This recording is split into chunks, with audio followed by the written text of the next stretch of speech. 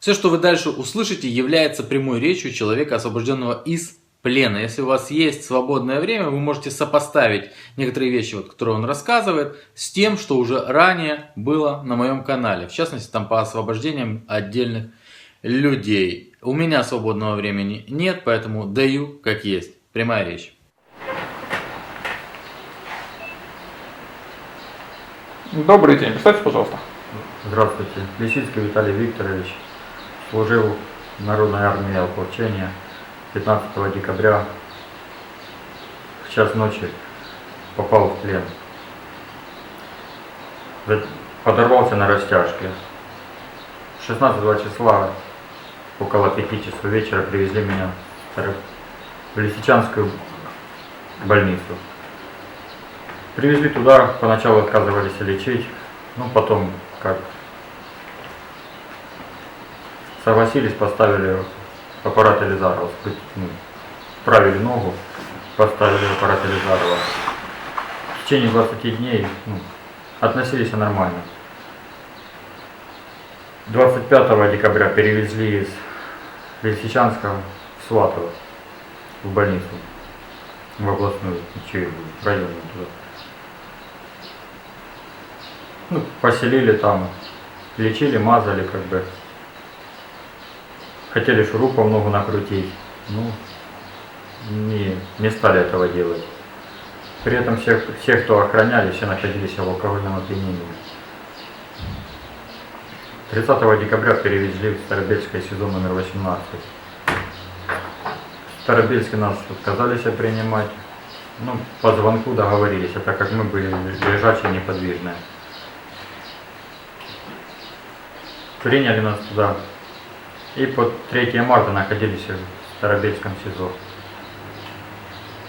3 марта в 4 часа утра за нами приехали сотрудники службы безопасности Украины и забрали нас. Погрузили в автобус, дали нам справки о освобождении и отвезли в Харьковское СБУ. Там поселили, предупредили, что здесь здесь полностью у нас нет ни документов, ничего полностью. Так что как бы мы что-то не пытались, ничего не поможет. 6 месяцев пробыли там, после чего все-таки нас вызвали, обменяли. Когда перед этим 2 раза избивали. Че понаехали, говорили, там, такие разные эти. В основном хотели ногу поломать. За это все время, за 6 месяцев, врача предоставляли 1 раз. Только когда уже нерв защемило, что уже кричал, уже не мог. Больше никто ничего не помогали. Кормили 2 раза. Утром чай с хлебом, в обед каша и вечером каша. И чай.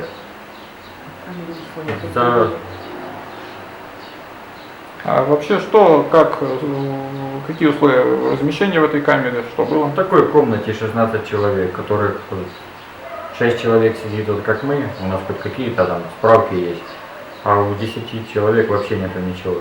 Их забрали еще перед Новым годом того прошлого года. Им никто не приходит, ни адвокаты, ни следователи, никто. Всего нас поначалу было 65 человек в камерах, очень много пацанов донецких. Люди, которые пропали без вести. Там кто-то в каком-то, поначалу стояли на блокпостах. Один пацан, россиянин. По нему видно, что он умственно отстал. Его где-то они поймали, его раз обменяли на Донецк. Потом его посадили на автобус, езжай домой. Как он говорит, сел не на тот автобус, и они его опять забрали и опять туда же посадили. И вот он сидит, и люди сидят, не знают, что с ними реально будет. 2 девочки были, одна тоже, в одной парень в ополчении.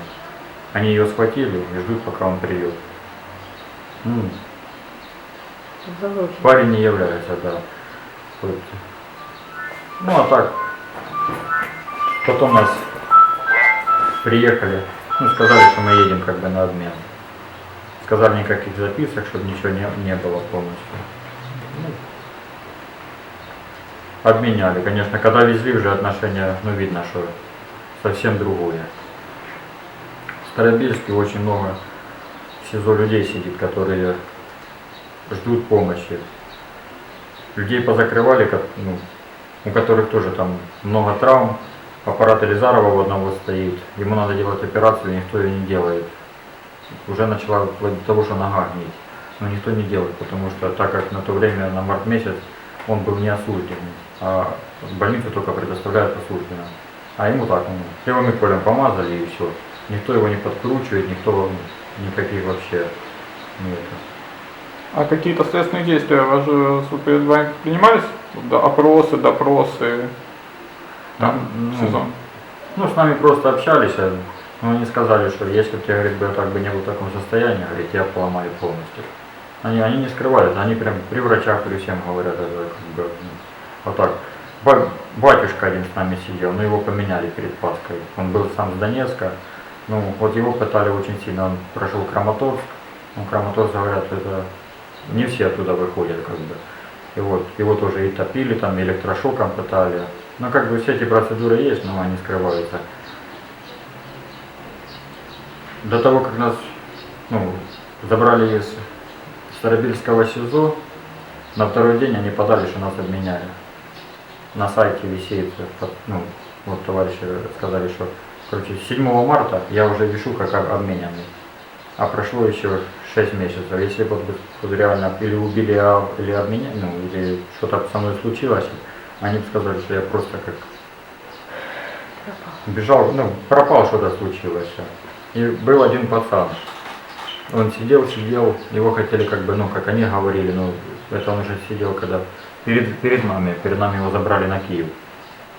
Как сказали вроде, что его готовят на Савченко. Но так как оказалось, что с Донецка никто, зовут его никак, что его менять никто не будет.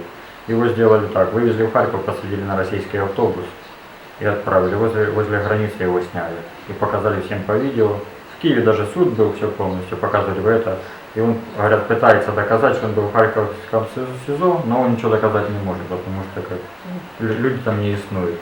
Еще, когда приходят туда или Красный Крест, или ОБСЕ, проверить то, что люди выходят, говорят, что люди есть.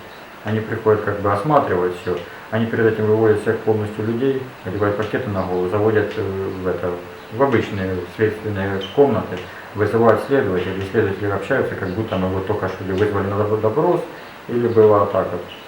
И был еще там бывший сотрудник милиции из Харькова. Его тоже так вывозили, выпускали через черный ход, а потом за ним смотрели и давали так, что он типа сам заходит, для этого его по условно ему дали и отпустили, так как ничего не доказали. Но делают это так, через черный ход всех вот выпускают, а потом там везде камеры наблюдения уже. Типа люди сами приходят для этого. Ну а так. Не дай бог, конечно, попасть еще раз. Сказали, второго раза не будет, если попадут. Ни тюрьмы не будет, ничего. А ты собираешься дальше сажаться в ополчение?